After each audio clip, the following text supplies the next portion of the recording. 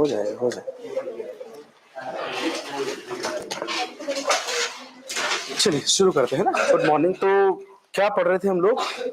मुख्य पर्यटन स्थल है ना, और पर्यटन स्थल है ना मोतीगंज, उसमें जो पढ़ाया थोड़ा सा रिवाइज करके आया आप।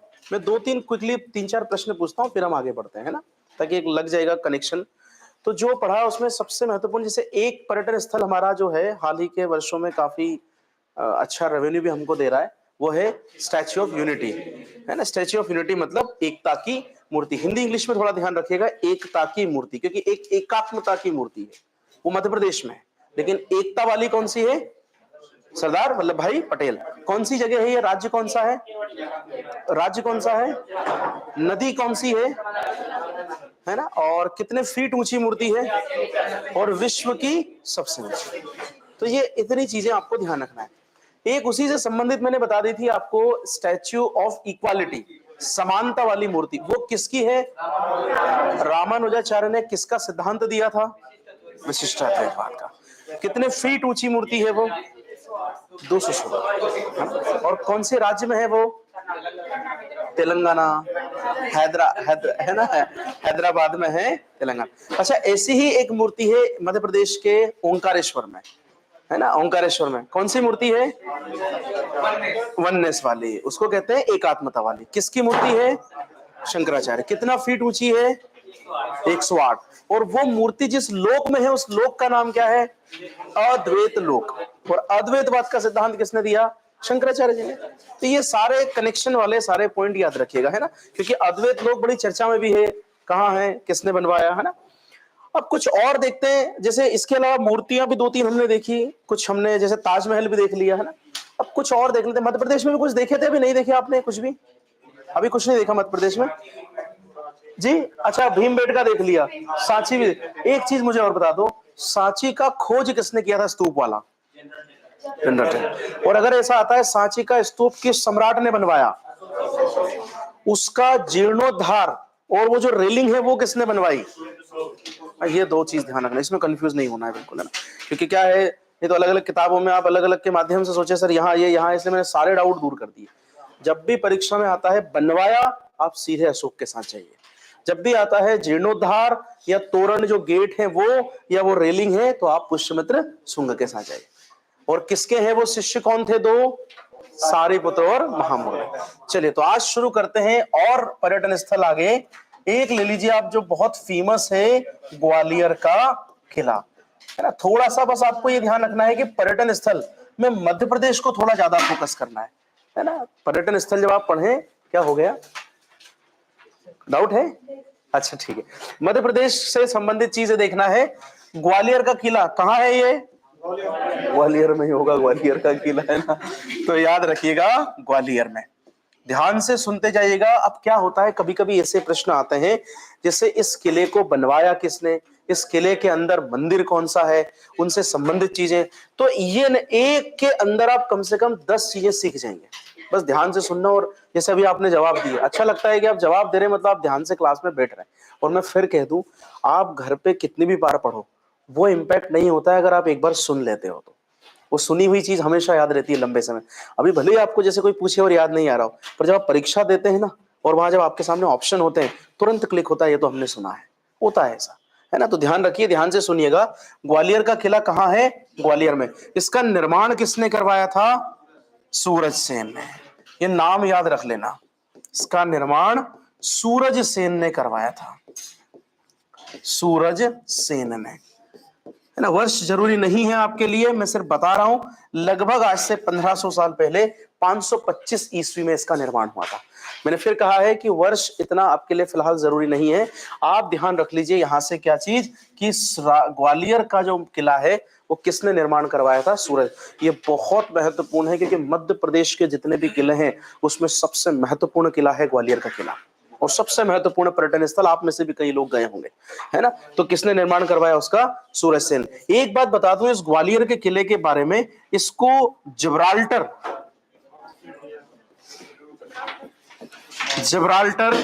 ऑफ इंडिया या जिब्राल्टर का किला भी कहते हैं,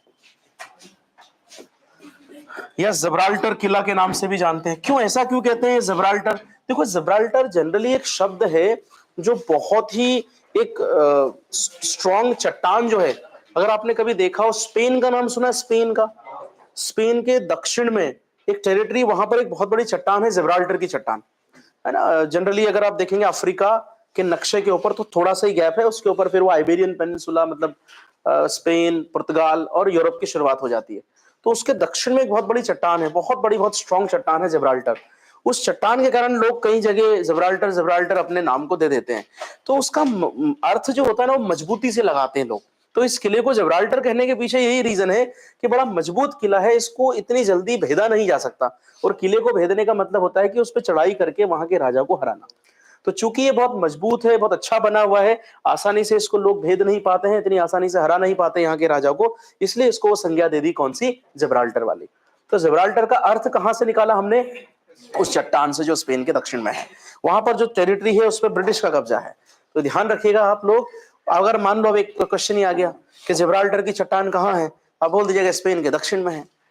जिब्राल्टर पे किसका कब्जा है? हमने वो बता दिया, ब्रिटिश का कब्जा है। कौन से महासागर में है? अटलांटिक महासागर में है। कौन सा महासागर? भूमध्य और अटलांटिक का जॉइंट जो है वहां पर है। ठीक है, तो याद रखिएगा, कुछ भी आ जाए, ये आपका ज्योग्राफी का एक टॉपिक उससे कवर हो गया। लेकिन हमारे यहाँ जिब्राल्टर का किला किसको कहा जाता है, तो वो हम किसको कहेंगे? याद रहेगा, बहुत महत्वपूर्ण है। इस किले के अंदर कई सारी चीजें हैं, किले के अंदर। अब थोड़ा सा हम किले के अंदर अगर चले तो अब आपको देखो, प्रश्न ऐसे पूछते हैं सिंपल, ये वाली जगह कहाँ है? जैसे मैं आपसे कहूं तेली का मंदिर कहाँ है, मैं आपसे कहूं गुजरी महल कहाँ है, मान महल कहाँ है, ये सब इस किले के अंदर है। हाँ, सहस्त्र बाहु भी है, सास बहू का मंदिर देखा है आप लोगों ने ग्वालियर? अच्छा, किसकी सास और किसकी बहू थी वो जिसके लिए बनवाया था, कि ऐसी कहानी है? ये जानिए, एक राजा थे कछपगाट वंश के, उनका नाम था महिपाल। उन्होंने अपनी पत्नी और डॉटर इन लॉ, यानी जो पुत्र वधू जिसको हम कहते हैं, मतलब पत्नी और बहू, उनके लिए बनाया था। तो बहू तो हो गई बहू, और पत्नी जो हो गई वो बहू की क्या हो गई? सास। तो ऐसा कहते हैं उनके सम्मान में बनाया था, भगवान को अर्पित किया था, इसलिए उसको सास बहू मंदिर कहते हैं। चलिए फिलहाल तो हम ये देख लेते हैं किले के अंदर क्या है। तो एक तो है सबसे इंपॉर्टेंट मान महल, एक है गुजरी महल, मान महल और गुजरी महल। अब यही कहीं मैं इनके संबंधित दो दो तीन तीन चीजें बता देता हूं, यही कहीं सीख जाएंगे आप। राजा मानसिंह को जानते हैं आप सभी लोग? राजा मानसिंह कहाँ के राजा थे? मानसिंह तोमर की बात कर रहा हूं। एक मानसिंह थे जो अकबर के यहाँ बहुत बड़ी पोस्ट पे थे, वो मानसिंह अलग है, वो जयपुर के राजा के वो है पौत्र, उनकी बात अलग है। ये मानसिंह है ग्वालियर के राजा मानसिंह तोमर, बड़ा अच्छा संगीत भी गाते थे ये, है ना। इन्होंने मतलब कुछ रागों की भी रचना की है। अगर आपने सुना हो ध्रुपद राग, कहा जाता है बहुत बड़े सिंगर थे। एक किताब है उनकी, मान कोतूहल। उन मानसिंह ने संगीत विद्यालय भी खोला था। कुछ लोग तो ये कहते हैं कि वहां तानसेन जी ने शिक्षा भी ली थी कुछ समय के लिए। तो मानसिंह जी का बड़ा नाम है, याद रखना इतिहास में। वो मानसिंह जी जो है, उनके नाम पे मानमहल, और उनकी पत्नी का नाम था मृग नयनी। उन्हीं को गुजरी महल, गुजरी भी कहा जाता था, उन्हीं के नाम पे गुजरी महल भी उन्होंने बनाया। तो मान महल और गुजरी महल ये दोनों ग्वालियर में है। और ग्वालियर में कहां है? ये ग्वालियर के किले के अंदर है। और किसने बनाए हैं? ये मानसिंह तोमर ने। तो ये भी थोड़ा याद रखना, कभी कभी आ जाए, किसने बनवाए हैं? राजा मानसिंह तोमर जी ने, मानसिंह तोमर ने बनवाया। और याद रखना बिल्कुल ध्यान से, मानसिंह तोमर जो थे, तोमर वंश के कहां के राजा थे? ग्वालियर के, है ना। तो मानसिंह के नाम पे है मान महल, गुजरी महल है उनकी पत्नी का नाम मृगनयनी या गुजरी जिनको कहते थे। तो याद रखना ये दोनों के दोनों, आप तो सिंपल याद रख लो, बनवाए किसने? मानसिंह जी ने। देखो, हर चीज किसने बनवाई ये जरूरी नहीं है, पर कुछ चीजें बड़ी ही हिस्टोरिकल उससे इंपॉर्टेंट होती है, उनको तो आपको पढ़ना पड़ेगा, है ना। नहीं तो सिंपल हम ऐसा नहीं कर सकते कि बस ग्वालियर का किला सूरज सेन ने बनवा दिया, काम खत्म। उनके अंदर क्या है, और उनमें भी अगर किसी ने कुछ खास बनवाया है तो वो ध्यान रखना। अब जैसे मानसिंह तोमर से संबंधित तुरंत मैंने एक चीज बता दी कि इन्होंने मान कोतूहल करके किताब लिखी है। अब संगीत में हम जानते हैं कितनी महत्वपूर्ण किताब है। तो मान कोतूहल, मानसिंह नाम याद रख लीजिएगा। किससे रिलेटेड है? ये संगीत से संबंधित किताब है ना। तो याद रखिएगा, मानसिंह के बारे में एक चीज और याद रख लीजिएगा, मान कोतूहल करके एक किताब है इनकी, मान कोतूहल। और किससे संबंधित बुक है ये किताब? संगीत से संबंधित। तो ये क्या है, इसे कनेक्शन में जब आप पढ़ते हैं ना तो बड़ा जल्दी समझ में आता है, वहीं के वहीं संगीत से संबंधित।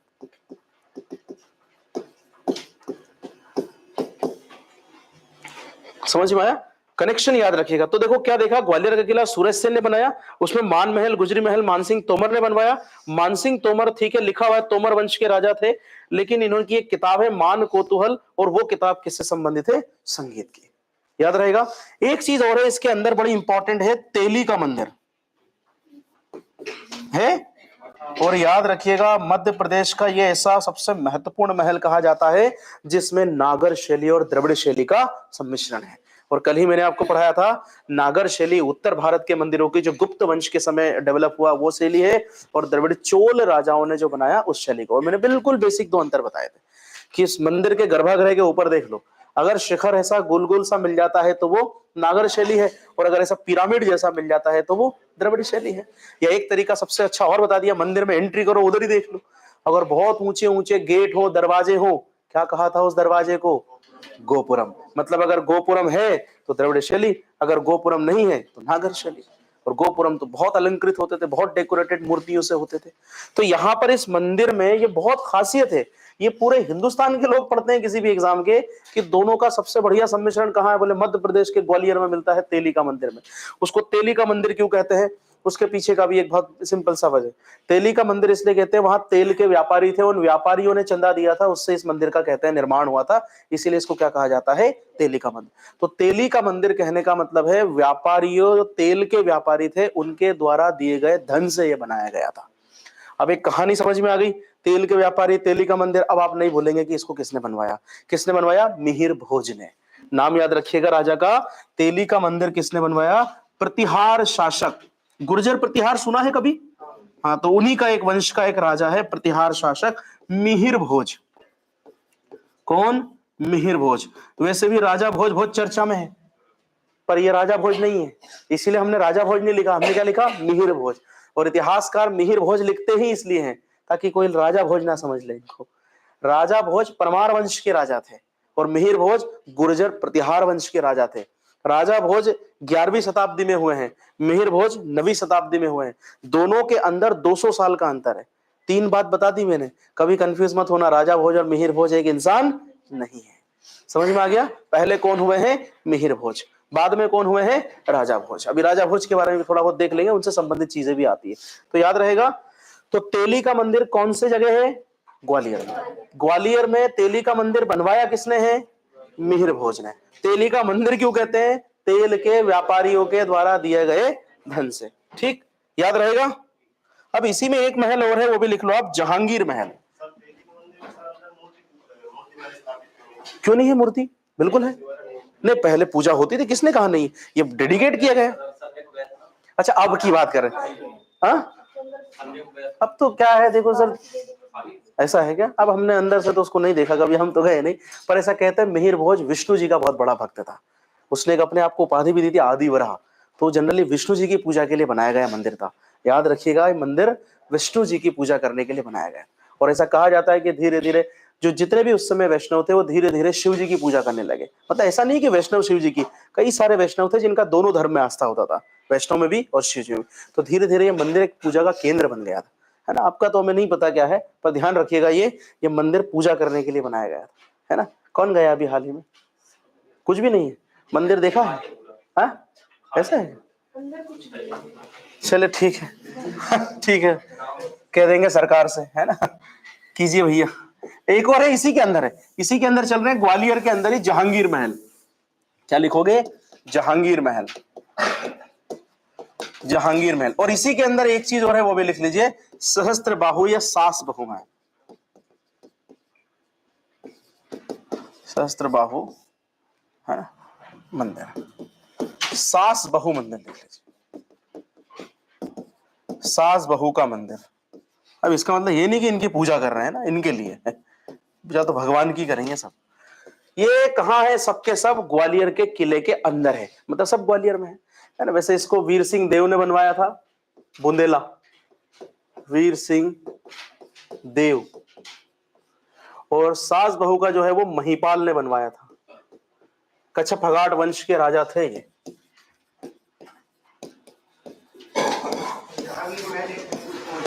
हाँ बिल्कुल है ना, कच्छ फगाट वंश के राजा, बिल्कुल है। तो ये ध्यान रख लीजिएगा, बहुत बहुत महत्वपूर्ण है, बहुत बहुत। ये सब किसके अंदर है? ग्वालियर। और एक चीज और सुन ली, मध्य प्रदेश का सबसे बड़ा गुरुद्वारा, मध्य प्रदेश का सबसे बड़ा गुरुद्वारा वो भी ग्वालियर में ही है। ये तो लिख लीजिए, ये भी बहुत बड़ा तथ्य है। मध्य प्रदेश का सबसे बड़ा गुरुद्वारा ये भी इसी ग्वालियर में, इसी किले के अंदर है, और नाम है दाता बंदी छोड़ गुरुद्वारा। भैया ये भी पूछा जाता है, दाता बंदी छोड़ गुरुद्वारा। तो आपने सिर्फ एक चीज नहीं, कम से कम 7 चीजें देख ली हैं, इसलिए बहुत प्रमुख पर्यटन केंद्र कहा जाता है। दाता बंदी छोड़ गुरुद्वारा, मध्य प्रदेश का सबसे बड़ा गुरुद्वारा किस शहर में है? ग्वालियर में। और कौन से किले के अंदर है? ग्वालियर के किले के अंदर, है ना। ये किस पता है, सिखों में एक व्यवस्था चलता है, गुरु व्यवस्था। उसमें गुरुओं में आस्था रखते हैं। गुरु हैं, कितने गुरु हैं सिखों में? 10 गुरु। उनमें से जो छठे गुरु हैं गुरु हरगोविंद जी, ये उनके लिए बनाया गया था। याद रख लीजिएगा, ये सिखों में छठे गुरु हरगोविंद सिंह जी, हरगोविंद सिंह जी के लिए बनाया गया था। किन के लिए? हरगोविंद। हो सकता है पूछ लें, मध्य प्रदेश का सबसे बड़ा गुरुद्वारा दाता बंदी छोड़ गुरुद्वारा। आपसे ऐसे पूछ सकते हैं, दाता बंदी छोड़ गुरुद्वारा कहां है? कहां है? ग्वालियर में। किसके लिए है वो? छठे गुरु हरगोविंद सिंह, है, बड़ी महत्वपूर्ण है। अच्छा एक बात कोशिश कीजिए, एक बार हटा दो इसको, अब आप कोशिश कीजिएगा खुद इन्वॉल्व होने की। ग्वालियर का किला किसने बनवाया? सूरज सेन ने। ग्वालियर के किले के अंदर अब प्रमुख चीजें, तेली का मंदिर किसने बनवाया? मिहिर भोज। भोज नहीं याद रखो, मिहिर याद रखो, भोज मत याद रखना, राजा भोज अलग है। गुर्जर प्रतिहार वंश के, अब ऐसा पूछ लिया आपसे, तेली का मंदिर किस वंश के शासकों द्वारा बनाया गया? गुर्जर प्रतिहार वंश के साथ। अगर नाम ही पूछ ले तो मिहिर भोज लिख दीजिएगा, ठीक है। दाता बंदी छोड़ गुरुद्वारा कहां है? ग्वालियर के किले के। मान मंदिर कहां है? ग्वालियर के। गुजरी महल कहां है? एक जौहर कुंड भी है उसमें। जौहर कुंड समझते हैं आप लोग? जौहर कुंड, जहां युद्धों में जब ऐसा लगता था कि राजा हारने वाला है, या राजा कैप्चर कर लिया गया है, या राजा की मृत्यु हो गई है, तो फिर रानियां और उनके साथ समस्त जो छतरानियां होती थी, वो सब अपनी अस्मिता बचाने के लिए आग में कूदकर अपनी जान दे देती थी। एक दुल्हन की तरह सज धज के सारा सोना वगैरह लाके सब उसमें, उसे दो, एक तो होता था कि वो अपना आपको बचा लेती थी शत्रुओं के हाथ में, और जितना सोना वोना सब गल जाता था, कुछ भी नहीं मिलेगा उनको, है ना। पर बहुत बहुत साहस चाहिए ऐसा करने में, इतिहास में कहीं जौहर हुए हैं, है ना। तो जौहर कुंड भी है यहाँ पर। तो प्लीज 3 चीज बस याद रख लेना, एक तो दाता बंदी छोड़ गुरुद्वारा, एक मान महल, एक सास बहू मंदिर, और एक तेली का मंदिर। सीधे पूछे जाते हैं ये कहाँ है? कहाँ है ये सब? ग्वालियर में, ठीक है। अच्छा एक चीज और बता दो, बहुत महत्वपूर्ण है, यहीं से इनसे संबंधित बता रहा हूं।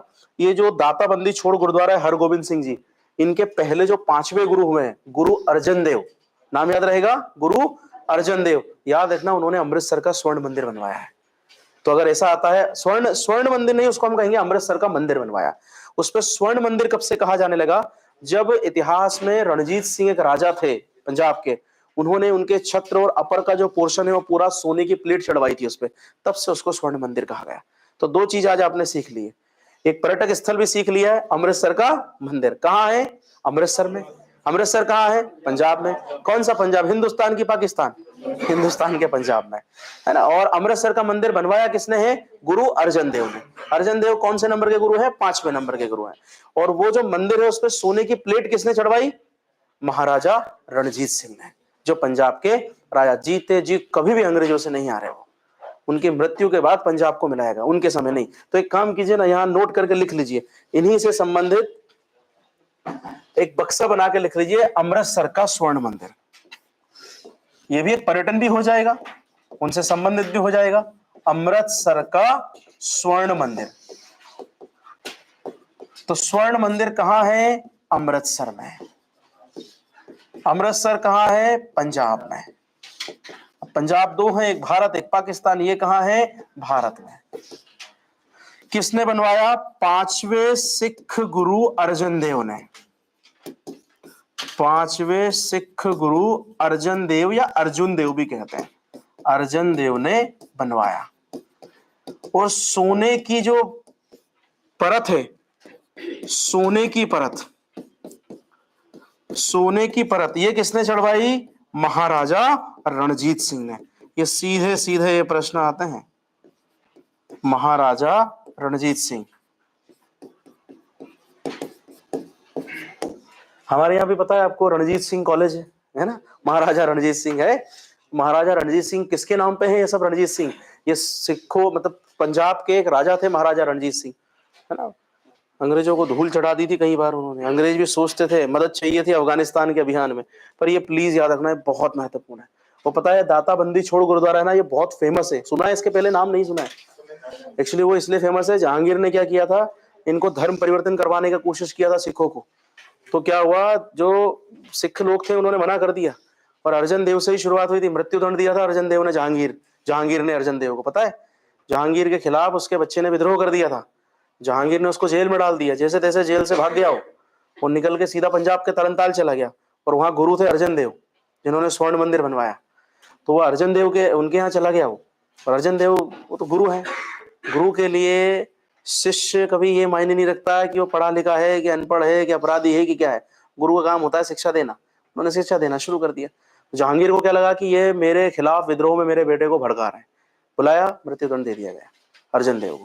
कभी कभी प्रश्न पूछा जाता है, अर्जन देव की हत्या किस मुगल शासक ने करवाई थी? जहांगीर। उसके बाद आए उनके अगले छठे गुरु हरगोविंद सिंह। तो जहांगीर पीछे पड़ गया उनके, बोले धर्म परिवर्तन करो, नहीं किया तो उनको जेल में, और वही उसके मन में अब धारणा बन गई कि ये हमारे खिलाफ विद्रोह करते हैं। तो ऐसे ही तो मुगलों और सिखों के बीच में फिर वो कलह मचा। तो उन्होंने हरगोविंद जी को जेल में डाल दिया था। कौन सी? इसी ग्वालियर के किले में इनको जेल में डाल दिया था।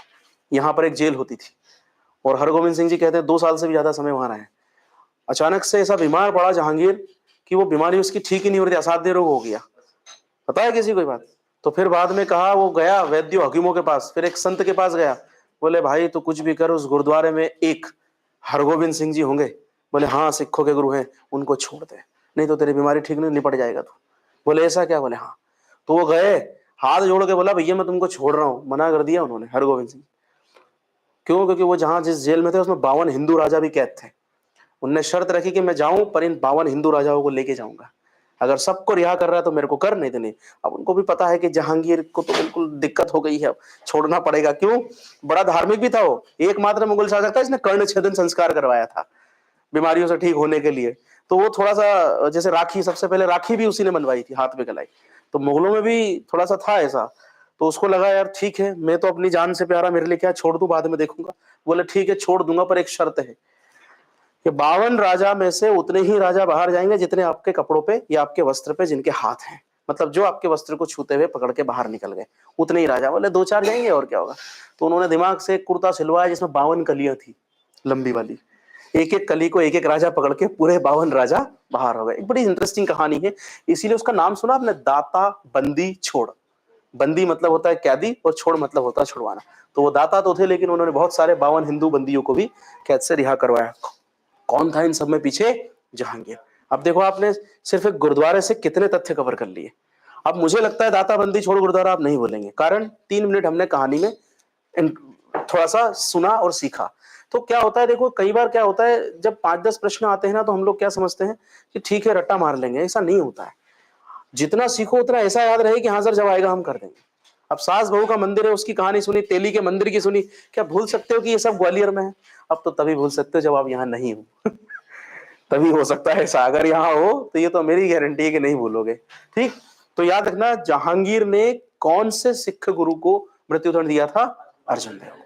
वही अर्जुन देव जिन्होंने कौन सा मंदिर बनाया था? अमृतसर का स्वर्ण मंदिर। ये भी याद रहेगा। और एक चीज और, हरगोविंद सिंह जी जो है, दाता बंदी जो गुरुद्वारा है वो किनके नाम पे है? हरगोविंद सिंह जी का। तो ये 2 चीज और हम लिख लेते हैं यहां से कि 5वें सिख गुरु जो हैं अर्जन देव, 5वें सिख गुरु अर्जन देव, इनकी जो हत्या थी या इनको मौत की सजा किसने दी थी? जहांगीर ने। जहांगीर ने। और जो छठे सिख गुरु उनको जेल में किसने डाला था? जहांगीर ने।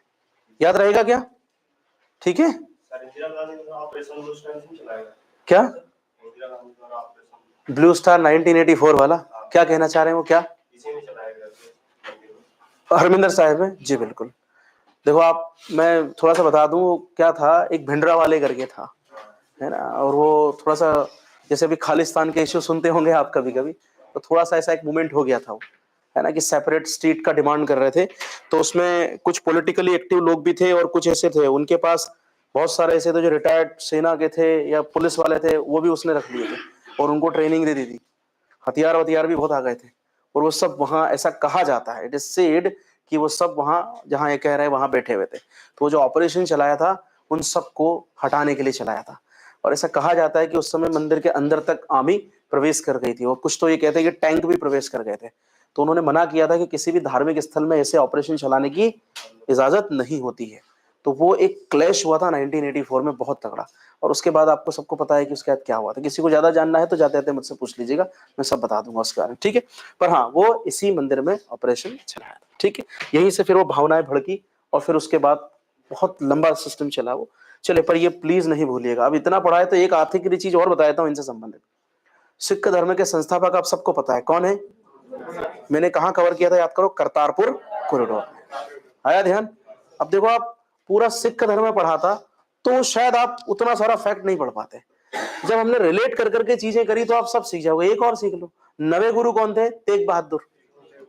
तेग बहादुर, जिनको औरंगजेब ने धर्म परिवर्तन करने के लिए जोर दिया, उन्होंने नहीं माना, तो उनका शीश, ऐसा कहते हैं, कलम कर दिया था। और दिल्ली में जिस जगह वो शीश गिरा था उनका, वहां उस समय दरबार में, आज वहां पर शीशगंज गुरुद्वारा बना हुआ है। तो जैसे दाता बंदी छोड़ गुरुद्वारा ग्वालियर में है, ऐसा एक और बहुत फेमस गुरुद्वारा है शीशगंज गुरुद्वारा। शीश मतलब होता है सर, और वो किससे संबंधित है? गुरु तेग बहादुर से। कहाँ है वो? दिल्ली में है। तो अगर ऐसा आता है कि गुरु तेग बहादुर का जो कलह था, या गुरु तेग बहादुर से जो लड़ाई थी या उनको मृत्यु दी गई थी, वो किसके द्वारा? औरंगजेब। और इसी बात का बदला लेने के लिए गुरु तेग बहादुर के बेटे गुरु गोविंद सिंह, जो 10वें और अंतिम सिख गुरु कहे जाते हैं, उन्होंने खालसा पंथ बनाया था। परीक्षा में आ जाए, खालसा पंथ किसने बनाया था? गुरु गोविंद सिंह। क्या था खालसा पंथ? सिखों को इकट्ठा करके और एक फौज तैयार की थी मानवता की रक्षा और मुगलों के खिलाफ लड़ने के लिए। उसी को खालसा पंथ कहते हैं। सिंपल समझ लीजिए, एक योद्धा का एक समूह, योद्धाओं का एक समूह, एक तरह का मिलिट्री ग्रुप बनाया था जो मुगलों के खिलाफ अपने लोगों की रक्षा करे। और रक्षा करने के लिए उन्होंने कहा था हथियार होना बड़ा जरूरी है, इसलिए कृपान, कटार और इनकी शुरुआत की थी। तो आप कभी देखिएगा सरदारों के पास कृपाण या कटार होती है। वो खालसा पंथ के पंचका में से एक है। पंचका का मतलब होता है 5 का से शुरू होने वाली चीजें एक सच्चा सिख धारण करता है। जिसमें केश होते हैं जो हमेशा लंबे होते हैं, वो कभी नहीं कटवाते, का से शुरू है ना। कृपाण होती है जो सुरक्षा के लिए बनाई जाती है ना। एक कड़ा होता है हाथ में, का से, जो ईश्वर का सिंबल की कोई अंत कोई शुरू नहीं है, सिंबल ऑफ गॉड, अटूट विश्वास भगवान में दिखाता है। एक कंघा होता है यहाँ पर, प्रॉपर नीट एंड क्लीन रहने के लिए हमेशा रखा जाता है। डिसिप्लिन सबसे इंपॉर्टेंट होता है किसी भी सैनिक के लिए। तो केश हो गया, कंघा हो गया, कड़ा हो गया, कृपाण हो गया, कच्छा हो गया, शॉर्ट्स के लिए जो हम कहते हैं। तो ये ऐसी 5 चीजें थी। ये सब किसने बनाई थी? खालसा के लिए। और खालसा पंथ किसने बनाया था? गुरु गोविंद सिंह। ये सब प्रश्न है परीक्षा के, ये सब जीके के प्रश्न है। तो यहां से एक चीज और देख लीजिएगा, गुरु तेग बहादुर कौन से गुरु हैं?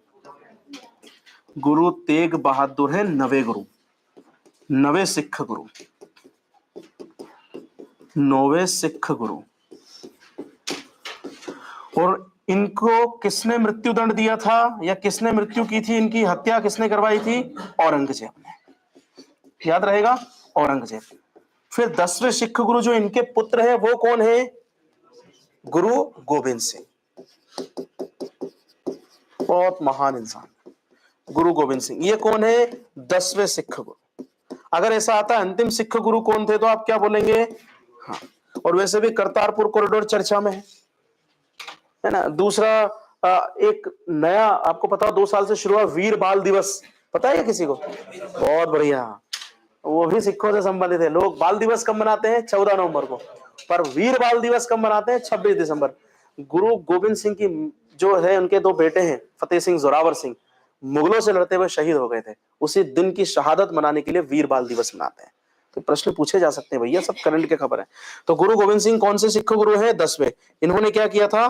खालसा पंथ का स्थापना किया था। खालसा पंथ की स्थापना की थी, ठीक है। वर्ष तो आपके लिए मुझे नहीं लगता जरूरी है ना। बस आप तो याद रखना, खालसा पंथ की स्थापना। और ये कौन सा क्लास था?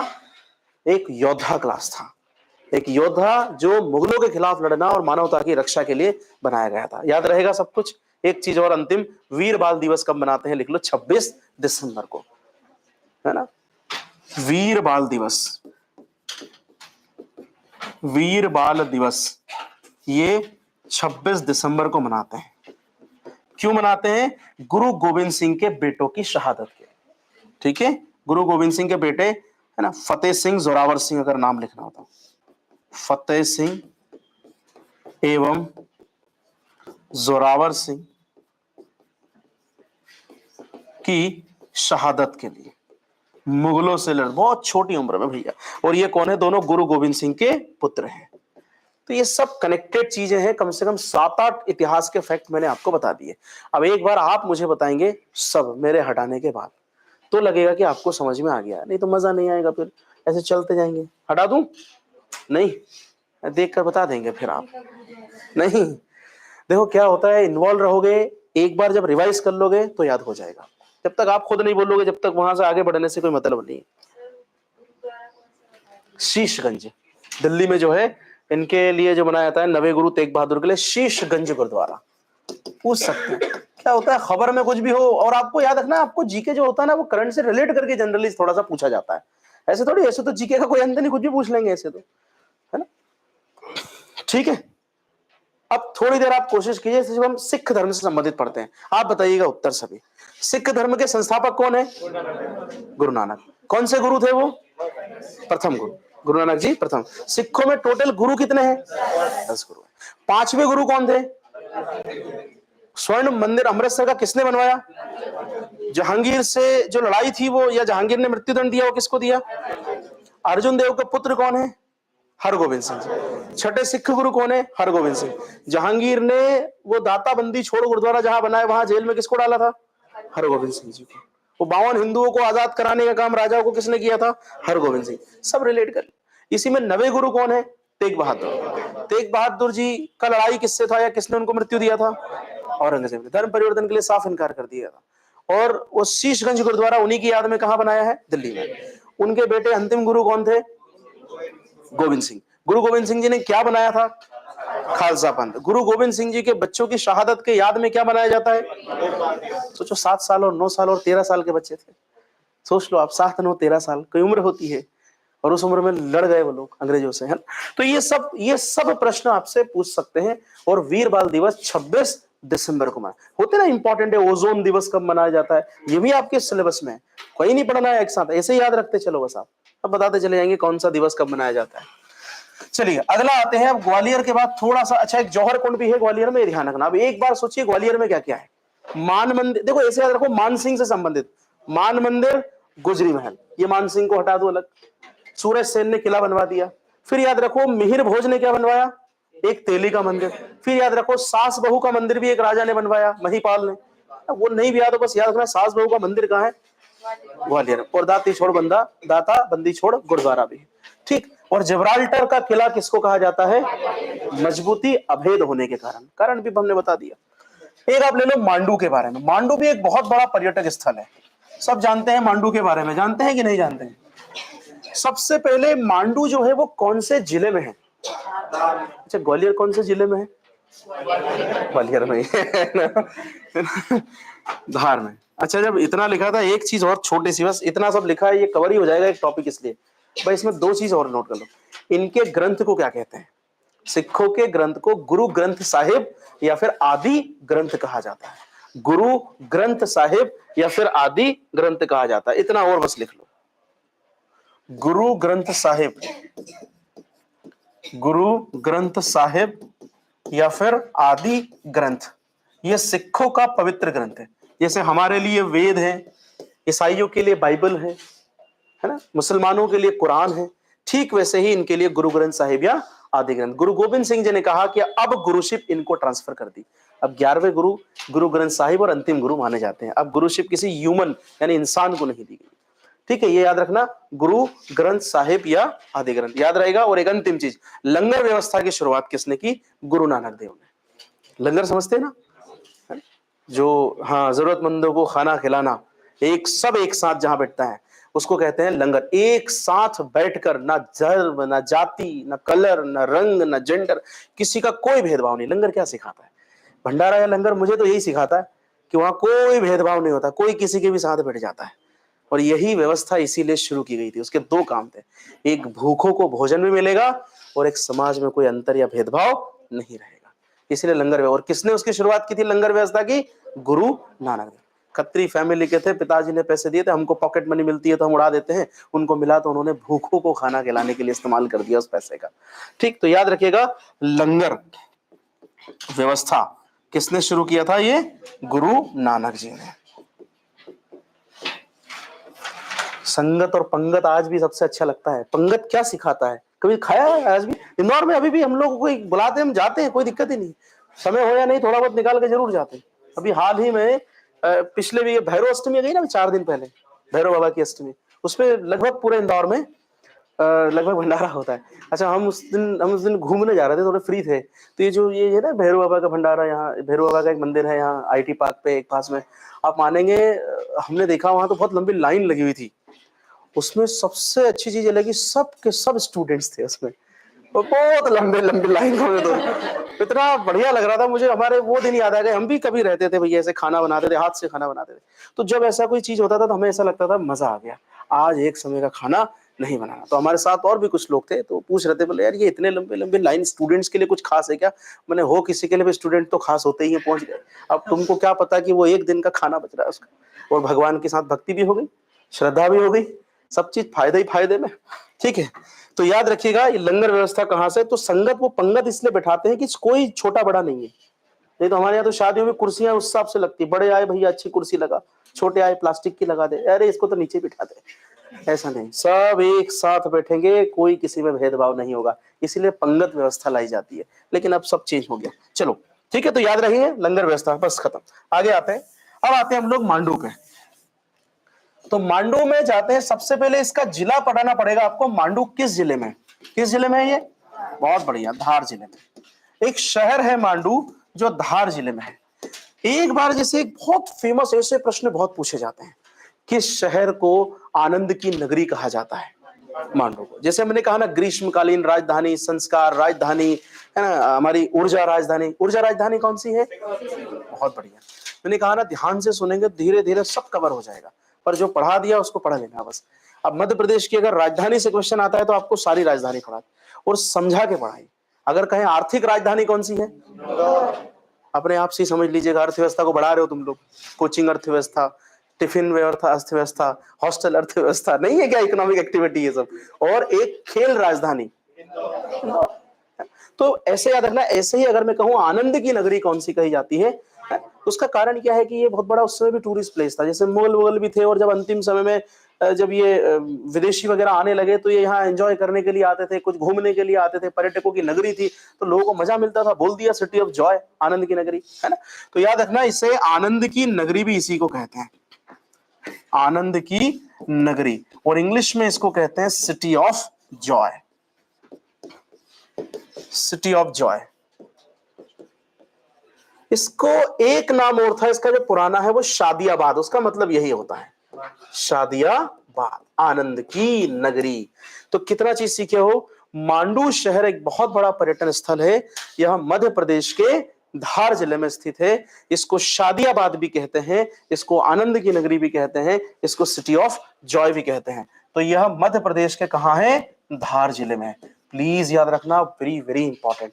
सीधे प्रश्न आ जाएगा, आनंद की नगरी, है ना, किसको कहते हैं? मांडू। अच्छा, मांडू में कई महल हैं।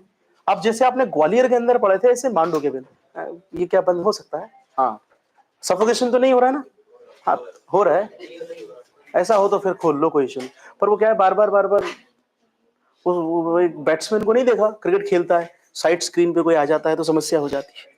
तो ऐसा ध्यान, वैसे तो हमारा ध्यान नहीं भटकता है, पर फिर भी वो बार बार देख रहे तो हमको अच्छा नहीं लग रहा है। 2-5 मिनट बाद ऐसा ना हो हम बोलते हैं आ ही जाइए अंदर आप।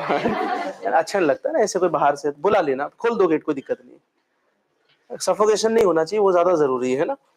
चलिए देखिए, आप मत देखिएगा बाहर, है ना, हमें तो असर नहीं पड़ेगा, आप मत देखिएगा। आनंद की नगरी।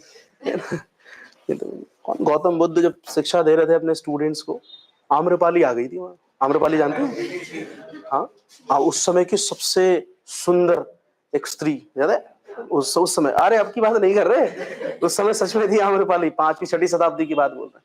और जैसे ही वो आई, सब के सब तो देखिए क्या सीख मिली कहानी से, लास्ट में बताइएगा है ना? देखिए, तो सिटी ऑफ जॉय जो है, इसमें क्या है, इसके अंदर, मांडू के अंदर एक अशरफी महल है। अब ध्यान से सुनिएगा जो मैं बता रहा हूं। मांडू के किले, पहले तो एक काम करते हैं, मांडू के किला क्या क्या है मांडू में? मांडू का किला, और क्या है इसमें? अशरफी महल, और क्या है इसमें? जहाज महल, और क्या है इसमें? हिंडोला महल, हिंडोला महल हिंडोला महल, और क्या है इसमें? रानी रूपमती का महल। क्या बात है, रानी रूपमती याद रह गई आपको? रानी रूपमती का महल, उसका पति कौन था? उसका भी महल है, बाज बहादुर। बाज बहादुर, पति याद नहीं रखना आपको, है ना? बाज बहादुर का महल। एक और याद रख लो, होशंग शाह का मकबरा। इतनी चीजें तो आपको याद रखनी ही है, होशंग शाह का मकबरा इत्यादि, ये तो याद रखना है। ये सब किसके अंदर है? मांडू, जो उसको मांडू बनाते हैं, आनंद की नगरी बनाते हैं। पर्यटन स्थल में ऐसा नहीं एक ही जगह। अब देखो, थोड़ा थोड़ा सा, एक एक मिनट बता दूंगा तो शायद सब याद रह जाए, शायद आप कभी ना भूलें, ऐसे तो भूल जाएंगे। देखो, पहले एक चीज याद रखो, एक प्रेम कहानी बड़ी फेमस है मध्य प्रदेश की, है ना? वो जो गाना है ना, तेरी मेरी प्रेम कहानी, सुना है क्या कहीं? वो इन्हीं ने गाया था, बाज बहादुर ने। तो याद रखिएगा, 2 प्रेम कहानी बड़ी चली है यहाँ।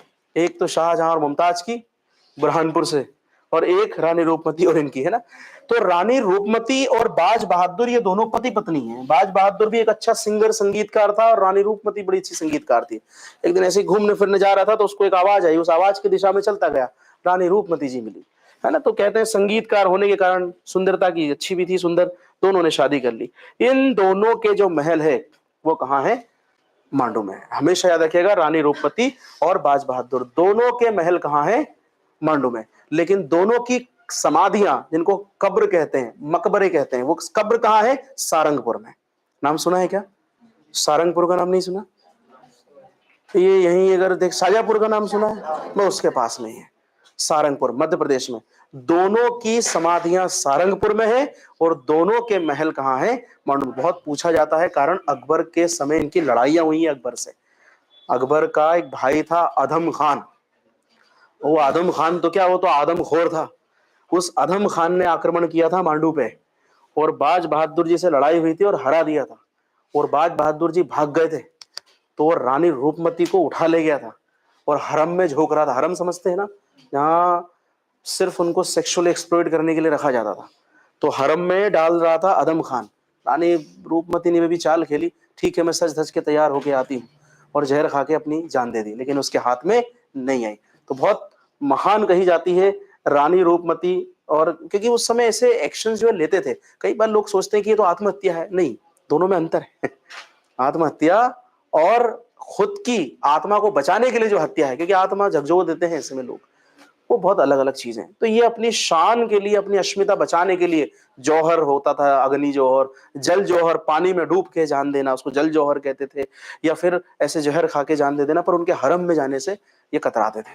तो ये रानी रूपमती और बाज बहादुर की प्रेम कहानी जो है ये, प्लस इन दोनों के महल है, ये सब कहाँ की बातें हैं? ये मांडू की बात है। याद रहेगा क्या? जब भी घूमने जाते हो तो आप जरूर देखोगे रानी रूपमती, बाज बहादुर, ये वहां के राजा हुआ है। बाज बहादुर ने राज किया है, 1561 में हारा था। लेकिन प्रेम कहानी के बारे में एक अंत बड़ा दुखद है इसका। ये तो जहर दे के, जहर खा के मृत्यु हो गई। बाज बहादुर भागता फिरा, कभी इधर मदद, कभी उधर मदद, कभी इस राजा के पास, कभी उस राजा के पास, अंत में अकबर के यहाँ जाके सरेंडर कर दिया है, और अकबर के यहाँ एक अधिकारी के रूप में काम करता रहा, है ना? 1500 की रैंक दे दी उसको, कुछ पैसा दे दिया, काम करता रहा, है ना? चलिए, बात की बात है, पर याद रखिएगा ये दोनों कहाँ है? मांडू। और दोनों की समाधियां कहाँ है? मैं कहीं ना कहीं यहाँ लिखवा ही देता हूँ, दोनों की समाधियां। पूछी जाती है भैया, कब्रें भी, आधी ज्यादा कब्र सीख जाओगे। दोनों की समाधियां कहाँ है? दोनों की समाधियां सारंगपुर में, मध्य प्रदेश। झांसी की रानी लक्ष्मीबाई की समाधि कहाँ है? ग्वालियर, है ना? बता देंगे, उनका भी आएगा जिक्र, भी चिंता में, सबका बता देंगे, पूछते हैं परीक्षा में तो याद रखिएगा, है ना? अच्छा, एक अब है ये मांडू का किला। एक राजा था, देखो मैं बता दूं आपको, मांडू क्या था, ये सब अधीन थे मुगलों के, दिल्ली सल्तनत के। ये सब दिल्ली सल्तनत के अधीन थे, जो दिल्ली में राजा बैठेगा उसके अंदर में है ये सब। एक राजा का कभी नाम सुना हो आपने, फिरोज शाह तुगलक, कभी सुना हो किसी ने? उसके समय एक था दिलावर खान गौरी, ये नाम आपको याद रखना पड़ेगा। मालवा सल्तनत का संस्थापक दिलावर खान गौरी है, सबको नाम ध्यान रखना पड़ेगा, पूछा जाता है। पूरी मालवा सल्तनत का संस्थापक कौन है? दिलावर खान गोरी। उसी का बेटा है होशंग शाह, जिसने मांडू में सबसे ज्यादा डेवलपमेंट किया। जब भी आप सुनेंगे होशंग शाह, होशंग शाह, ये उस दिलावर खान गौरी का बेटा है। कहा जाता है मालवा को दिल्ली से आजाद कराने में और मालवा को स्वतंत्र स्थापित करने में और मालवा में डेवलपमेंट करने में सबसे बड़ा हाथ किसका है? होशंग शाह गौरी का। इसीलिए मांडू में देखिए आप, मांडू का किला किसने बनवाया? होशंग शाह ने। हिंडोला महल किसके समय बना? होशंग शाह के। होशंग शाह का मकबरा किसने बनवाया? होशंग शाह ने। तो कितना याद हो गया आपको? सब होशंग शाह ने। एक और चीज लिखी मैंने, अशरफी महल किसने बनवाई? होशंग शाह ने। तो ये नाम याद रख ले। होशंगाबाद किसने बसाया? होशंग शाह ने। होशंगाबाद किसके नाम पे? कभी अब तो नाम बदल दिया क्या? हाँ, क्यों, समझ में आया? तो होशंग शाह के नाम पे नहीं रखना बोले, नर्मदा पवित्र नदी के नाम पे रखना, नर्मदापुरम रख दिया। खैर, नाम बदलना नहीं बदलना ये तो सरकार का काम है, हमारा काम है पढ़ना। पहले क्या था, अब क्या है। जैसे प्रयागराज किया, प्रयागराज, उसके पहले क्या नाम था? इलाहाबाद। तो वो किसने रखा था?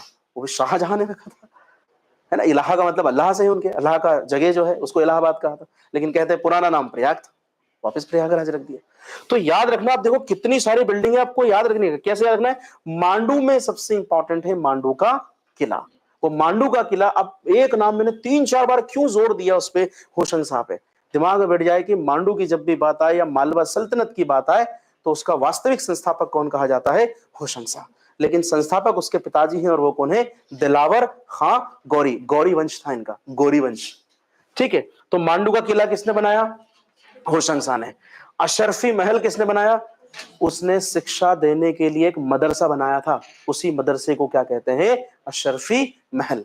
तो मांडू में बच्चों को शिक्षा देने के लिए जो मदरसा होता है, उनका बेसिक शिक्षा देने के लिए, उसको क्या कहा उस समय? अशरफी महल। किसने बनवाया? होशंग शाह ने। हिंडोला महल, हिंडोला ऐसा कहते हैं हिलता डुलता, हिलता नहीं है बिल्कुल भी, चिंता मत कीजिएगा, पर महल इतना बड़ा है और उसमें खिड़कियां इतनी बड़ी बड़ी बनाई हैं। जैसे एक एग्जांपल है, मान लो ये एक दीवार है, अब इस दीवार में मैं खिड़की बना दूं ऐसी, ये एक खिड़की, ये दूसरी खिड़की, ये तीसरी खिड़की, तो आपको क्या लगेगा? खिड़की ज्यादा है, जगह कम है दीवार में। अरे ये जैसा है। अब मैं बोलूं ये पूरा खुला छोड़ दूं, यहां से पूरा खुला, फिर पिलर है, फिर खुला, फिर पिलर है, फिर खुला, ऐसा सब तरफ से कर दूं तो आपको क्या लगेगा?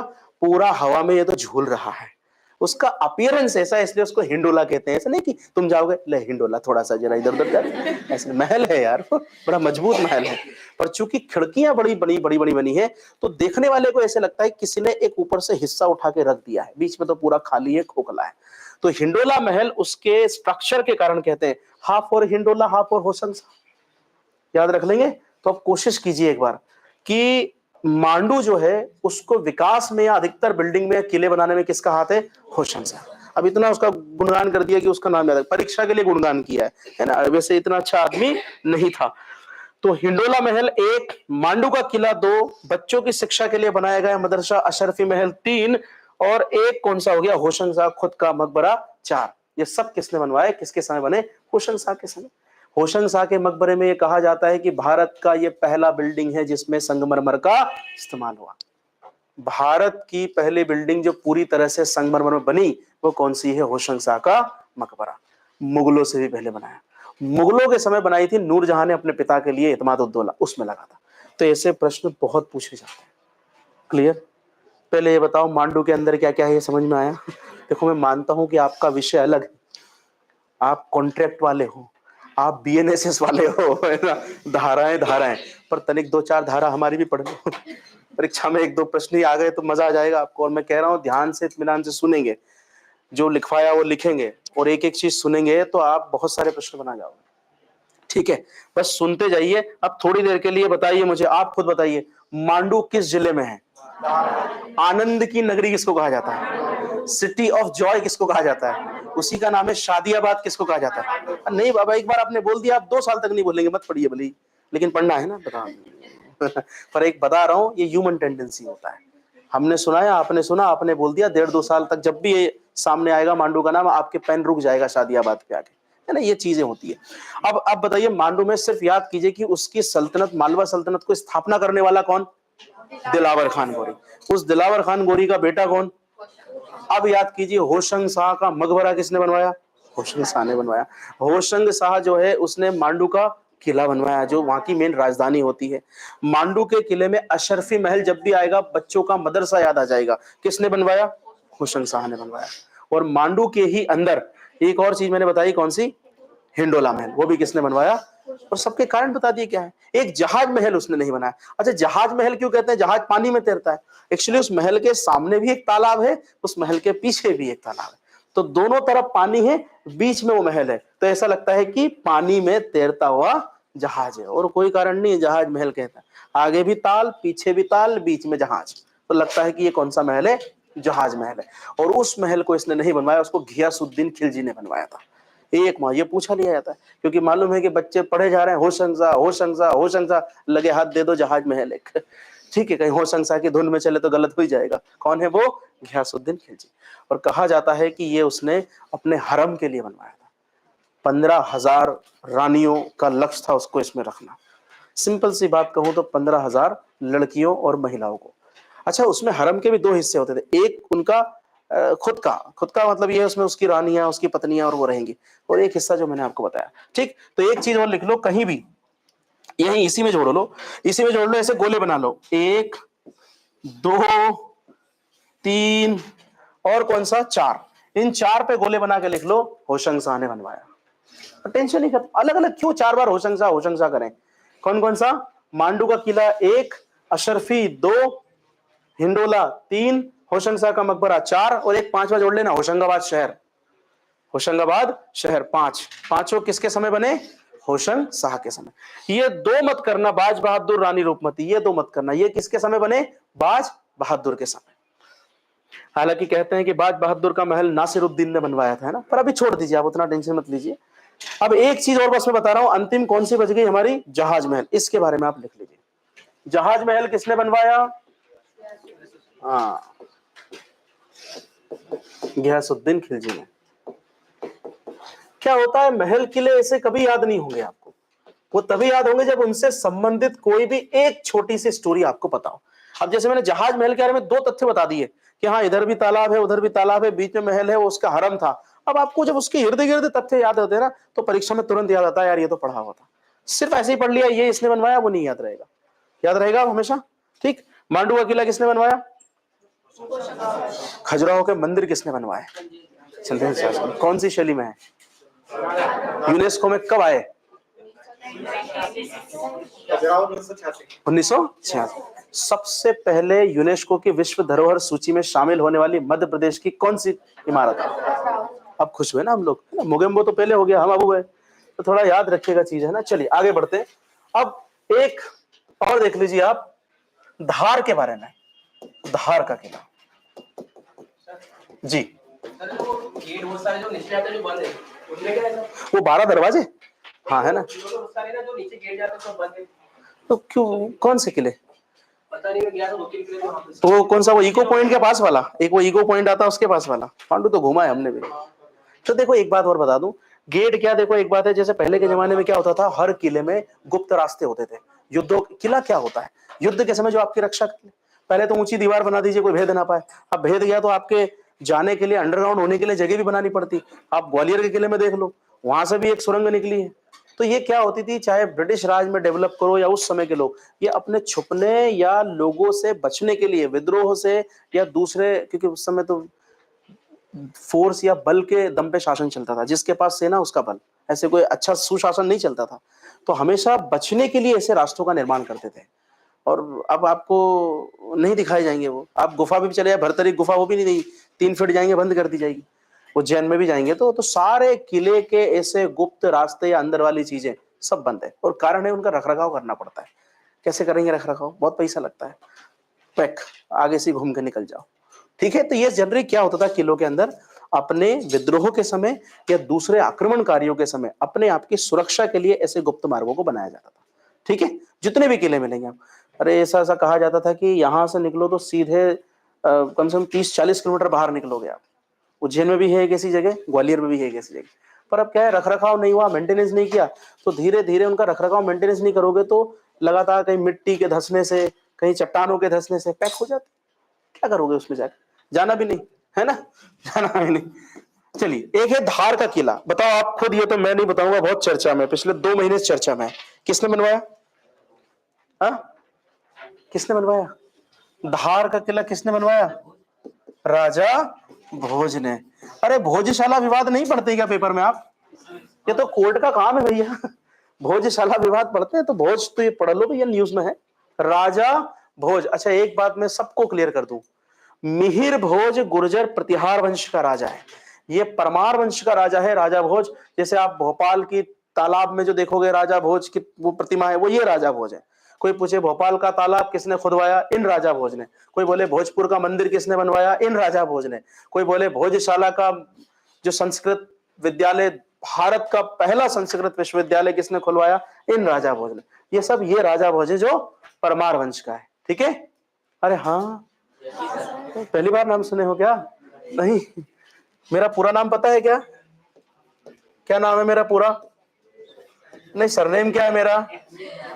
हाँ, परमार। अच्छा ठीक है, ठीक है। है ना? ठीक है, चलिए, तो याद रखिएगा, है ना, पर का मतलब दूसरों को, मार का मतलब मारने वाला, दूसरों को मारने वाला। लेकिन शत्रु, यहां पर का मतलब क्या है? ऋषि वशिष्ठ जी को जानते हो? नाम सुना है विश्वामित्र और वशिष्ठ जी का? राम जी के भी गुरु रहे हैं वशिष्ठ जी। कहा जाता है उनकी कामधेनु गाय थी, विश ग्रांटिंग काउ, इच्छा, सर्व इच्छा पूरी करने वाली गाय कामधेनु। उसको चुरा ले गए थे विश्वामित्र, मतलब उठा ले जा गए थे विश्वामित्र जी वशिष्ठ जी से। वशिष्ठ जी ने सोचा क्या किया जाए, बोले सब ले गए, सारे मेरे लोगों को हटा गए। तो गुस्से में उन्होंने राजस्थान के पर्वत माउंट आबू पर्वत पे एक हवन यज्ञ करना शुरू किया, और वहां से एक ऐसे इंसान को बनाया देवी शक्ति वाला, जाओ और मेरी विश ग्रांटिंग काऊ कामधेनु गाय को जीत के लाओ विश्वामित्र से। और वो जो था उसका नाम था परमार। ये अग्निकुंड की थियरी है, अगर कोई जानना चाहता है तो। अग्निकुंड के जो परमार है उनकी ये थियरी है। ऐसे अग्निकुंड इसलिए कहा जाता है, वशिष्ठ जी के द्वारा किए हुए हवन से इनका जन्म हुआ था। और भी 3 निकले थे वहां से, 4 टोटल राजपूत वंश के लोग उस अग्निकुंड से निकले, उनको अग्निकुंड कहते हैं।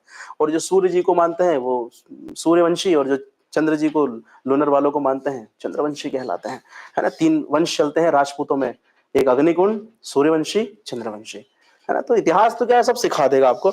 चले, फिलहाल तो मेरा मानना है आपको ये ध्यान रखना है कि अग्निकुंड में वो अग्नि का यज्ञ किसने किया था? वशिष्ठ जी ने। राम जी के गुरु कौन थे? वशिष्ठ जी। ये सब ध्यान रखना है भैया। चलिए आगे देखिए, तो राजा भोज कौन से वंश का है? परमार वंश का। कौन सा किला बचाया था इन्होंने? धार का किला। अब एक बात और बता दूं, इसी यहां पर इन्होंने क्या बनाया था? भोजशाला। भोजशाला का निर्माण। और मुझे लगता है पिछले 6 महीने से आप हर दिन पेपर में कभी ना कभी इसके बारे में पढ़ते हो, तो आपको यह ध्यान होना चाहिए। ऐसे ही खबरें आती है कि भोजशाला कहां है? धार में। भोजशाला किसने बनवाया? राजा भोज ने। तो भोजशाला का निर्माण किसने करवाया? राजा भोज ने। और भोजशाला कहां है? धार में।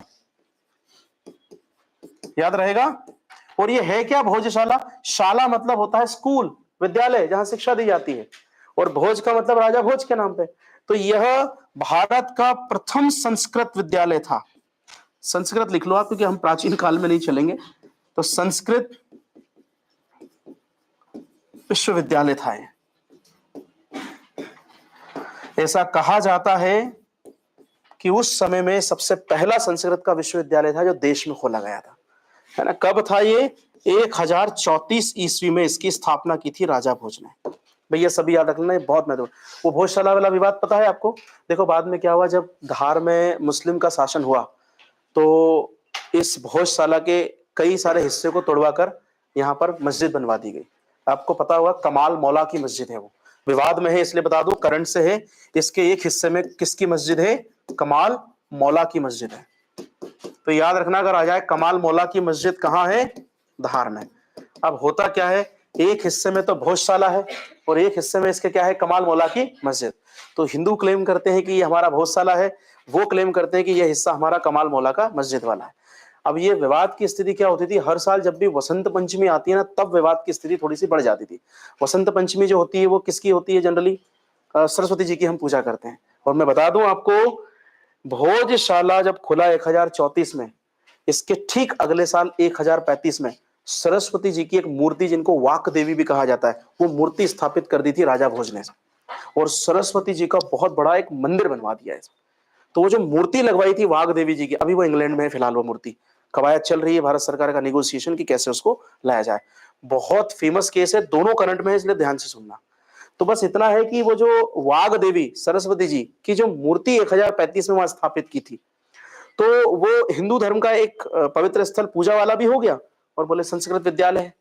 अब जब बाद में इस्लाम के कुछ इन्वेडर्स आए और उन्होंने तोड़ के उसमें मस्जिद बनाया, तो वो क्लेम करते ये तो हमारी मस्जिद है। तो वसंत पंचमी के दिन क्या होता है, जनरली सरस्वती जी की पूजा की जाती है।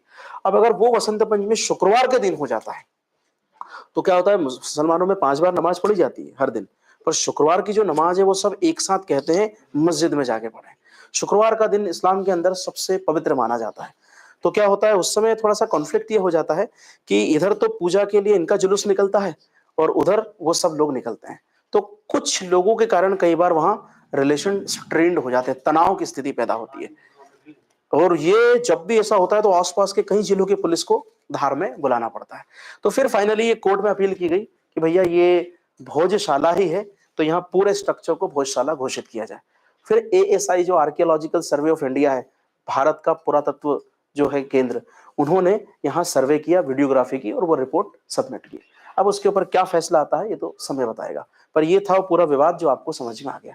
अब विवाद है तो प्रश्न में क्या आता है, भोजशाला बनाया किसने, भोजशाला है कहाँ, सरस्वती देवी की प्रतिमा किसने लगाई, सब काम किसने किया, राजा भोज ने। याद रहेगा क्या, मस्जिद किसकी है वहां पर, कमाल मौला की।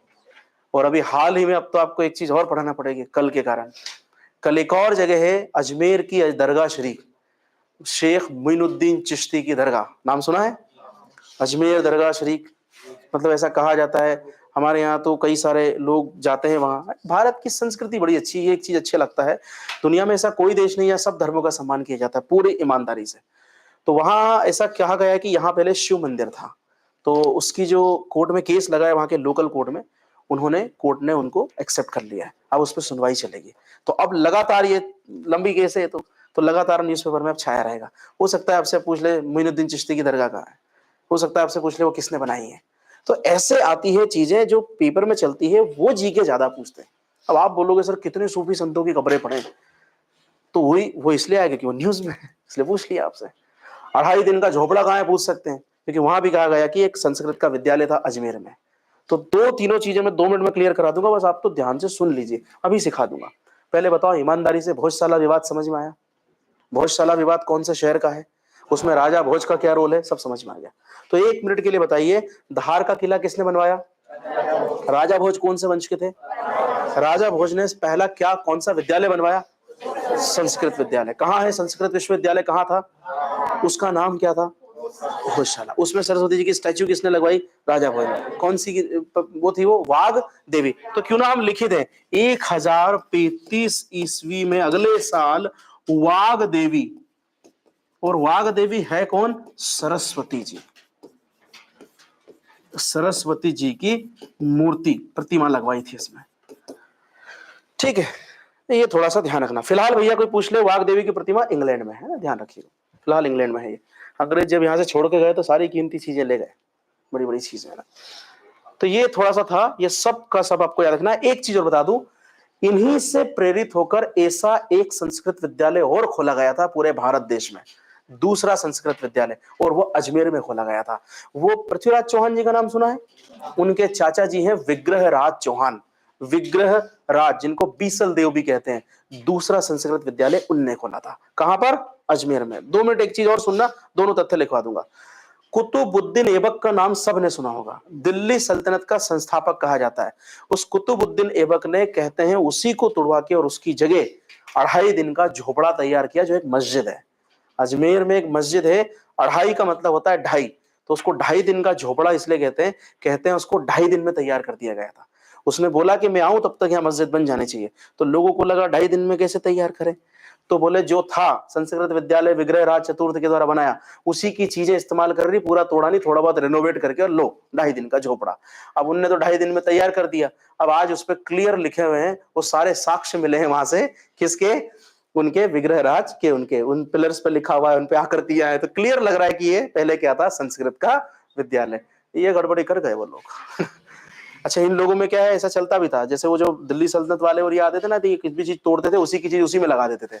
अब बराबर ऐसा ही जाता है, तुरंत मिल जाते हैं, तुरंत साक्ष्य मिल जाते हैं, देर ही नहीं लगती है साक्ष्य मिलने में, है ना। तो ये बहुत कंट्रोवर्शियल चल रहा है, इसका भी न्यूज में चल रहा है। तो आप पूछ रहे क्यों बताया, 2.5 दिन का झोपड़ा कहाँ है, अजमेर में। वो झोपड़ा कहते हैं, लेकिन वो है क्या, मस्जिद। किसने बनवाया, कुतुबुद्दीन ऐबक ने। किस जगह बनवाया, संस्कृत विद्यालय के ऊपर। कौन सा संस्कृत विद्यालय था, किसने बनवाया था, ये सारी चीजें याद होगी एक ही बार में, ठीक है यार, याद रहेगा। लिखवा देता हूँ 2 मिनट पर, पहले एक चीज और सुन लो, फिर हम आते हैं पंचमढ़ी पे। सबसे बढ़िया जगह, एक से एक गुफा, एक से एक वाटरफॉल, जलप्रपात जिसको कहते हैं। पर पहले ना यहां से संबंधित हम एक चीज लिख लेते हैं कि द्वितीय संस्कृत विद्यालय, इसी से प्रेरणा लेके जो था, द्वितीय संस्कृत विद्यालय कहां था, ये अजमेर में। कहां था, अजमेर में। किसने बनवाया था, विग्रह राज चतुर्थ, विग्रह राज चतुर्थ ने, 4 जिसको लिखते हैं ऐसे। इन्हीं को बीसल देव भी कहते हैं। अब देखो तो हो गया बीसल देव, असल में होता विशाल देव। विशाल का मतलब होता है बड़े, महान राजा। विशाल से धीरे धीरे बीसल देव हो गया, है ना। जैसे हमारे यहाँ गोलू, छोटू ऐसे नाम हो जाते हैं ना, धीरे धीरे शॉर्ट में नाम हो जाते हैं, है? तो वीसल देव या विग्रह राज चतुर्थ, मैं बता दूं ताकि आप मानो, ये चौहान वंश के राजा हैं, चौहान वंश के राजा। और थोड़ा पता लग जाए कौन है तो मैं बताता हूं, ये पृथ्वीराज चौहान के चाचा हैं। अब पृथ्वीराज चौहान को तो ऐसा कोई नहीं होगा यहाँ जो नहीं जानता होगा, है? नहीं जानते? तो ये पृथ्वीराज चौहान के चाचा हैं, इन्होंने बनवाया था। और इसी को तोड़कर इसी के स्थान पर क्या बनवाया गया, इसी के स्थान पर 2.5 दिन का झोपड़ा बनवाया गया, 2.5 दिन का झोपड़ा। और ये झोपड़ा है क्या, असल में मस्जिद है, ये एक मस्जिद है। किसने बनवाई, कुतुबुद्दीन ऐबक ने। भाई इतना लिख लो। वैसे सच कहूं तो कुछ इतिहासकार कहते हैं इसमें 2.5 दिन 2.5 साल लगे थे। 2.5 दिन में कितने, 2.5 साल। तो कहानियां है, इतिहास तो अपना अपना परसेप्शन है, लेकिन इसका सही तर्क ये लगता है 2.5 दिन का झोपड़ा का। इसके सामने एक संत की वो है शायद दरगाह, वहां 2.5 दिन का मेला लगता था उस समय, एक मेला हो 2.5 दिन तक चलता था भाई, इसीलिए इसको 2.5 दिन का झोपड़ा कहते हैं। 2.5 दिन के मेले के सामने लगता है, इसलिए 2.5 दिन का झोपड़ा, है ना। चले जो भी है, पर आप प्लीज याद रखिएगा ये खबरें हैं। ऐसे ही चलिए अगला पंचमढ़ी चलते हैं। अरे आया समझ में, 2.5 दिन का झोपड़ा कहाँ है, अजमेर में। किसने बनवाया, कुतुबुद्दीन ऐबक ने, ठीक है। और वहां पहले क्या था, संस्कृत विद्यालय। तो अगर आपसे कोई पूछ ले कि राजा भोज से प्रेरणा लेके दूसरा संस्कृत विद्यालय कहां खोला गया, अजमेर। पहला कहां था, धार में। किसने बनाया, राजा भोज ने। नाम क्या था, भोजशाला। अच्छा एक काम करो ना, जब राजा भोज लिखा ही है तो राजा भोज से संबंधित एक चीज और लिख लो ना, भोपाल का तालाब, उसको भोजपाल कहते थे। भोज मतलब राजा और पाल का मतलब तालाब होता है, तो भोजपाल इसलिए कहते थे कि भोपाल का तालाब उन्होंने बनवाया। धीरे धीरे इंसान बहुत शॉर्टकट होता जा रहा है। पहले हम पूरे वीडियो देखते थे, फिर हम रील पे आए, अब रील भी अच्छी नहीं लगती तो हटा देते हैं। होता है कि नहीं होता है, धैर्य की बहुत कमी होती जा रही है, बहुत कमी। तो वैसे ही नाम भी हम छोटे करते जा रहे हैं, होता है ना। अब लोग पापा जी नहीं कहते हैं, पिताजी नहीं कहते हैं, पॉप पॉप, है ना, ऐसे बोलते हैं मॉम। अब धीरे धीरे पा, अब यही चलेगा, पा माँ। अब इससे छोटा और क्या करेगा, ये तो फिर देखना है आगे जाके, पा की जगह और क्या छोटा करेगा, है ना। फिर धीरे धीरे सब छूट जाएंगे। इंसान मॉडर्नाइजेशन के चक्कर में सारी संस्कृति की धज्जियां उड़ा रहा है ना। ऐसा नहीं भैया, हम भी बचपन से थ्रू आउट इंग्लिश मीडियम पढ़े हैं, बट ऐसा नहीं है कि इंग्लिश का मतलब यह होता है लेकिन लोग भूल चुके हैं ना। दूसरी भाषा का ज्ञान होना चाहिए, और उन भाषाओं के साथ संस्कृति की परख भी होनी चाहिए। और ऐसा नहीं ये एक दो है ना, और भी कई भाषाएं जो हम बोल लेते हैं, थोड़ा थोड़ा कोशिश कर लेते हैं, ऐसा नहीं है। पर इसका मतलब ये नहीं कि संस्कृति को इधर से उधर कर दें। चलिए, तो एक चीज और देख लीजिए राजा भोज के बारे में, दो तीन चीजें राजा भोज ने, वही लिख लीजिएगा उसके नीचे, राजा भोज ने और क्या क्या बनवाया? भोपाल का तालाब बनवाया। भोपाल का तालाब, वो भैया याद रखना, ये पूरे भोपाल को पानी पिलाता है। बड़ा तालाब है ना, बहुत बड़ी झील है। आपको पता होगा एक टर्म होती है वेटलैंड, आर्द्र भूमि, कहीं सुना हो तो, आर्द्र भूमि। सबसे पहले यही है मध्य प्रदेश की, 2002 में बनाई गई थी। अभी इंदौर के तालाब भी ले ली हैं उसमें। चलो अभी तो लिख लो भोपाल का तालाब एक। दूसरा, अगर कोई कहते हैं भोपाल शहर तो भी लिख देना कौन? राजा भोज। पर एक भोजपुर जरूर लिख लो आप, ये तो बहुत फेमस है। भोजपुर का मंदिर को किन भगवान को है डेडिकेटेड? ये शिव जी को, शिव जी को समर्पित। ये प्लीज याद रख लेना आप लोग, है ना। बहुत बढ़िया मंदिर बना हुआ है। और किस नदी के किनारे है ये? बेतवा नदी के किनारे। कौन सी नदी के किनारे है? बेतवा नदी के किनारे। पूछा जाता है मध्य प्रदेश का बहुत ही महत्वपूर्ण पर्यटन है, कारण सबसे बड़ा शिवलिंग है यहाँ पर, पत्थर का बना हुआ सबसे बड़ा शिवलिंग है। कितनों ने देखा आपने से भोजपुर का मंदिर? तो आप लोगों को मेरी बातें समझ में आ रही है? दिख रहा हो इधर लेफ्ट हैंड साइड में देखना, बेतवा नदी निकली हुई है, पूरा पत्थरों का बना हुआ ये मंदिर है। तो शिवलिंग तो बहुत ही बड़ा है ना। तो भोजपुर एक शहर है भोपाल के पास, उस भोजपुर में ही ये मंदिर बना हुआ है, भोजपुर का मंदिर। तो भोपाल का तालाब, धार का किला, भोजशाला, उसमें सरस्वती जी की मूर्ति, और भोजपुर का मंदिर बेतवा नदी किनारे, सब किसने बसाया है? राजा भोज ने। याद रहेगा इतना? अरे हाँ, ठीक है। चले, कल हम इस टॉपिक को और मध्य प्रदेश के पंचमढ़ी और इनको मिला के 2-4 और देश की करके कल इसको कंप्लीट कर लेंगे, है ना। उसके बाद में एक लेक्चर साइंस से रिलेटेड लूंगा पहले, फिर नदियों पे जाऊंगा, है ना। साइंस में कैसा? सिर्फ और सिर्फ कौन कौन सी महत्वपूर्ण बीमारियां हैं, वो बीमारियां किससे होती है, उसके मैं आपको हो सकेगा तो ट्रिक्स बता दूंगा, आप जिंदगी भर नहीं भूलेंगे, है ना। वायरस कौन सा है, बैक्टीरिया कौन सा है, या कौन सी वायरस से होती है, कौन सी बैक्टीरिया से, वो कुछ ब्रांचेस है जो सीधी पूछ लेते हैं, जैसे राइनोलॉजी किससे संबंधित है ना, ऐसी कुछ ब्रांचेस है वो। और जो मुझे लगेगा बायो में, जैसे कभी कभी आता है क्वेश्चन किसमें या हार्ट जो होता है उसमें कौन सा वॉल होता है, या फिर कौन सी शुद्ध खून को ले जाती है, कौन सी अशुद्ध। तो जितना मुझे फिजिक्स केमिस्ट्री बायो से लगेगा आपके सिलेबस के लिए, उसके मैं 1-2 लेक्चर लूंगा। उसके बाद फिर दूसरे टॉपिक पे जाएंगे, ठीक है। बस आप तो पढ़ते रहो, आपका काम एक ही, जो पढ़ाया वो पढ़े। चलिए, have a great day, see you tomorrow, thank you so much.